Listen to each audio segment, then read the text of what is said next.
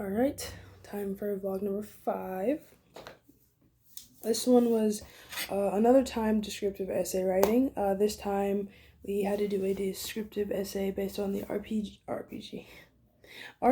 essays of Jones and Chabon.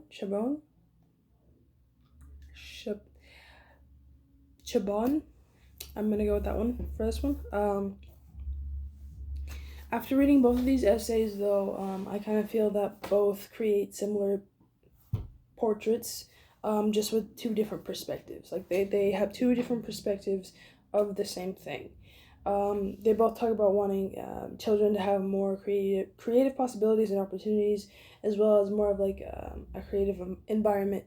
And when I say creative environment, I mean something like I was in the robotics club in high school, and I was just given a lot of creative opportunities because of different things I could be doing. There was a workshop in there. We worked on like programming. We worked on mechanics, circuitry. There's just a lot. Excuse me. There's a lot that could be built upon when somebody has a space like that. And I read comics as a kid. I loved it. I read the entire Walking Dead series, and I wouldn't say these two are similar, but there's manga, Japanese manga for anime, which is pretty much just the American equivalent of a comic book. I might get shot saying that they're the same thing, because they're not necessarily. But they are. It's manga is literally just the Japanese equivalent of a comic book. It's not all necessarily like heroes and stuff like that though, which is might be the difference.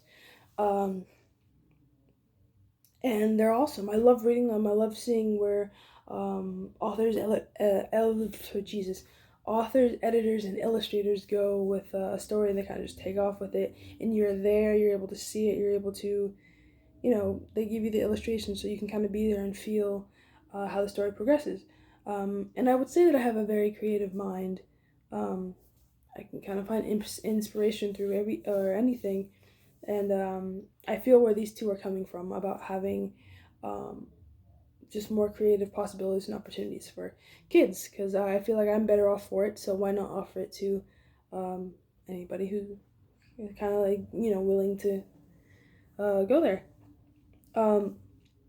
Jones knows that there's the issue of violence in comics. And it's kind of like a hot topic still, but he's able to back up his reasoning for why it's necessary. Chabon paints a similar painting, but his point of view is a little different. From his point of view, it's a point of view of like the child, like the child experiencing all of this. And even with both kind of perspectives, I agree that the violence is sort of necessary. Because it just draws out that emotion. And speaking of emotions, that was kind of the next thing that both Jones and Chabon talked about.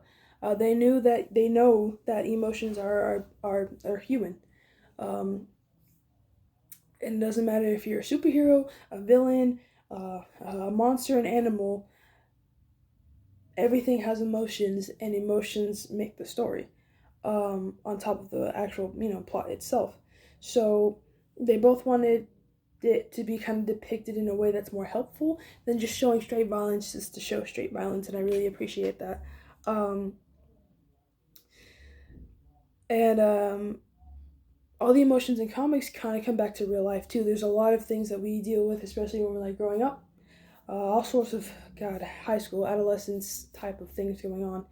So many emotions, so many things that create the people we are after high school, after college, in the real world. And people like to say that we're living in a fantasy, but I mean, yeah, yeah. We're told that fantasies are lies, even in terms of sort of everything. But I don't think they're always lies. I feel like there can just be like exaggerated stories, or just somebody wanting to kind of escape from something, and that escape is another form of a creative environment. yeah, I feel like that escape is just another form of a creative environment that people can benefit from. There's still a whole good guys versus bad guys type thing that seems to go on in every comic and every manga. Um, that still kind of shows kids like, oh, this is right, this is wrong. Um, but it all just goes a lot further than emotions. Like emotions, the story, it shows that like not even superheroes like Superman, Batman, um, everything that would have like a negative emotion, like rage, anger, depression, you see those in like the heroes that kids look up to. And I like that because maybe don't think about it like we have to for this assignment, but they maybe feel it subconsciously, even though they don't know what it is. They understand that even heroes have emotions that we go through and they see it as a human. And I think that's a really good learning point for youth and maybe even adults. So overall, really good question. Overall, really good RPC essays to take this from. I really like this discussion, and we will talk more in vlog number 6.